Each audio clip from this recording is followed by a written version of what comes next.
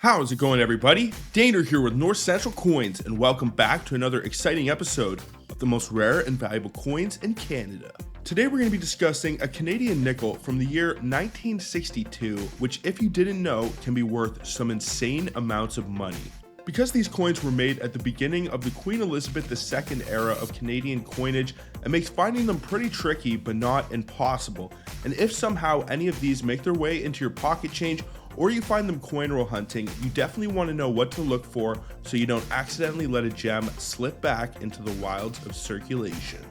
In this video, we will explore the historical context surrounding the production of this rare and valuable 5-cent coin era and delve into why it holds such importance in Canadian numismatic history. Additionally, we will discuss any distinguishing and identifying features, its significance among collectors, and also the potential value if you happen to own or find a legitimate example. Before I do get into this, I would really appreciate if you guys would smash that thumbs up, subscribe if you're new, and also ring that bell notification so you can stay up to date with my new content as it is being released. And make sure to stay to the end of the video if you would like to find out how much you could actually get for these coins if you do happen to own or find one. And then, without any further ado, what do you say we get right into it and discuss the Canadian 1962 double date nickel? Let's get it, guys.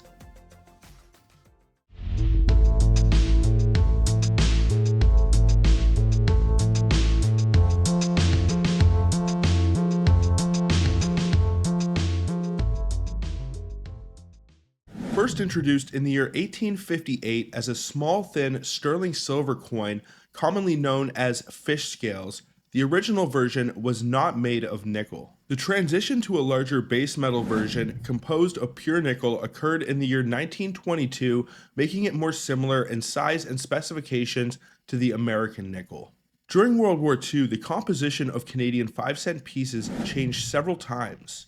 Coins were minted in tombac, which is a copper-zinc alloy, then in chrome and nickel-plated steel, before returning to nickel after the war. This variability in minting materials continued also during the Korean War, with another period of chrome and nickel-plated steel production from 1951 to 1954. The rising cost of nickel in the early 1980s prompted another change in the composition of Canadian nickels. In 1982, the coins began to be made from cupronickel, an alloy similar to the US nickel.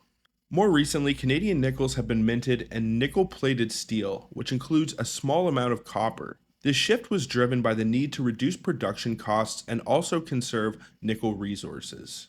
As a consequence of the rising price of nickel and subsequent changes in coin composition, pre-1982 Canadian 5-cent pieces have been gradually removed from circulation by the Alloy Recycling Program. Today, only cupronickel and modern multiply-plated steel 5-cent coins are considered circulation pieces, but that doesn't mean that you can't spend older nickels at your bank. These changes in composition have made pre-1982 Canadian nickels a popular item among collectors and those who wish to stack them for their nickel content. When discussing Canadian coin errors, it's crucial to understand the distinction between double dies and machine doubling. These errors result from different processes during coin production and have distinct characteristics that can affect their value and collectability greatly. A true double die error is a variety that originates during the die making process. In this case, the doubling appears on every coin struck from that die. Historically, double die errors are more pronounced due to the die creation method, which requires multiple impressions from a working hub to transfer details onto a die. If the hub or die shifted during this process, the finished die would show two distinct impressions with noticeable separation. This can result in the design letters or digits being doubled. One of the most famous examples of a double die coin is the 1955 double die obverse Lincoln cent, where significant doubling on the obverse slipped through the inspection process and became a highly sought after variety. And when it comes to Canadian coins, similar principles apply. Double die errors are characterized by clear, distinct doubling, often seen in the design elements such as the letters, numbers, with noticeable separation and split serifs. These coins are considered valuable varieties due to their unique creation during the hubbing process.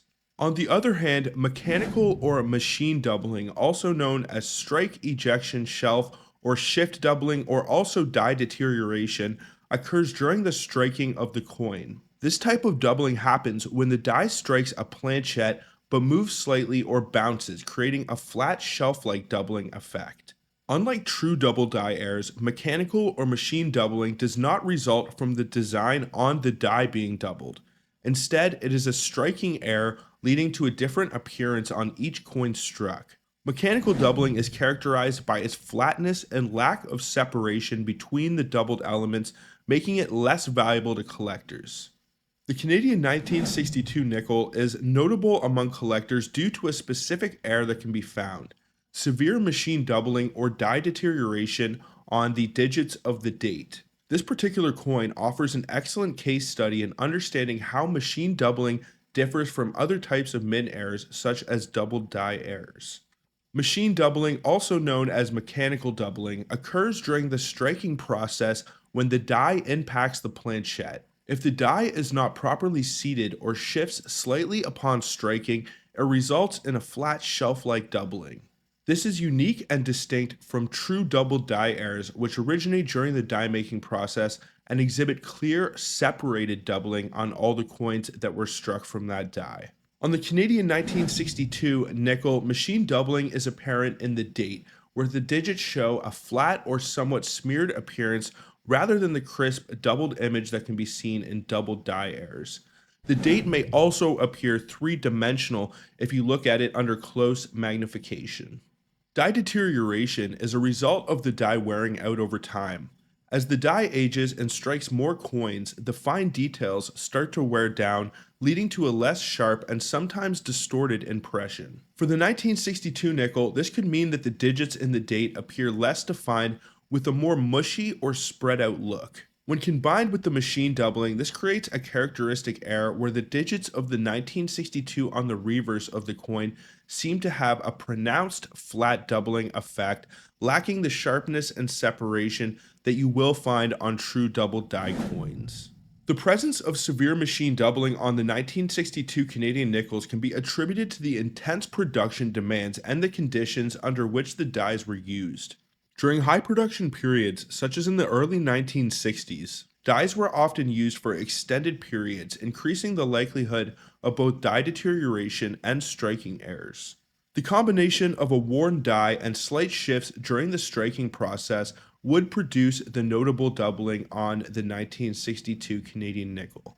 Now, identifying this particular error involves closely examining the digits of the date of 1962 on the reverse of the coin. You should look for flat, shelf-like appearance of the digits which will not exhibit the clear separation which would be characteristic of a double die. Instead, the doubling will appear as an offset, somewhat smeared duplication of the numbers, which will almost make them look three-dimensional. This is a clear indicator of machine doubling and distinguishes it from other mint errors. Understanding the nature of coin errors such as machine doubling or die deterioration will only enhance your appreciation and knowledge, and those interested in minting anomalies or error coins, this is definitely something that you want to study up on. While not as rare as valuable as true double die errors, coins with significant machine doubling still offer a glimpse into the complexities of coin production and the challenges faced by mints maintaining die integrity over long production runs. Now, before we get into the values of this coin, some of the details and specifications, if any of these are off, it may indicate that it is not a legitimate example. Now, the overall mintage for 1962 Canadian nickels is 46,307,305. It is composed of pure nickel. It has a weight of 4.54 grams, a diameter of 21.21 millimeters. The edge is 12-sided. It has a die axis in metal alignment, as is the standard for most Canadian, British, and Australian coins. And it was designed and engraved by Thomas Humphrey Paget for the obverse and G.E. Kruger Gray for the reverse. Now, as we start to get into the values for this coin, once again, you want to identify doubling on the date of 1962 on the reverse of the coin. If you want to be able to get the most amount of money out of this, you want it to be on all of the digits. And the easiest visual identifier of machine or mechanical doubling for this coin is it should make the date appear almost three-dimensional. Now, if you can identify the doubling on the date on your 1962 Canadian nickel, It can add a slight premium on the low end. It can be worth around $1 at the very bottom of the Sheldon scale, which honestly isn't too bad of a premium considering it's only a 5-cent investment. It's worth around 10 to 12 cents in nickel melt value. Now, as you start to go up, it can be worth around $8 for an AU50, and as you start to get into the MS range, you start to see some pretty high price jumps. It can be worth around $15 for an MS60, and the highest current evaluated price is $350 for an MS65. If you were to find one and it graded any higher, I don't doubt that you could easily get around $1,000, especially if it hit around the MS67 mark. Your best chance of being able to find a high grade example of one of these would be out of a 1962 uncirculated roll. You can find them out there if you look around. I have actually found 1964 uncirculated rolls and picked them up from my local coin shop from a pretty good price, hoping to maybe find that extra waterline, but I never actually busted the rolls open. If you guys would like to see me bust some rolls like that open in some future videos, let me know down in the comments. But this is a good one that you could definitely cherry pick out of an uncirculated roll. If you're able to pick the roll up anywhere from $10 to $25 and you had a few or the entire roll has some of these double dates in there, then you could definitely turn a really good profit. Now, what do you guys think about the Canadian 1962 double date nickel? What would you do if you ever found one, or if you ever have found any of the coins that I discussed in this video? Please let me know down in the comments. I would love to know. Also, I would really appreciate if you guys would smash that thumbs up, subscribe if you're new, and also ring that bell notification so you can stay up to date with my new content. But I think that is pretty much going to do it for this one, folks. So until the next one, everybody, peace out and have a good one, y'all.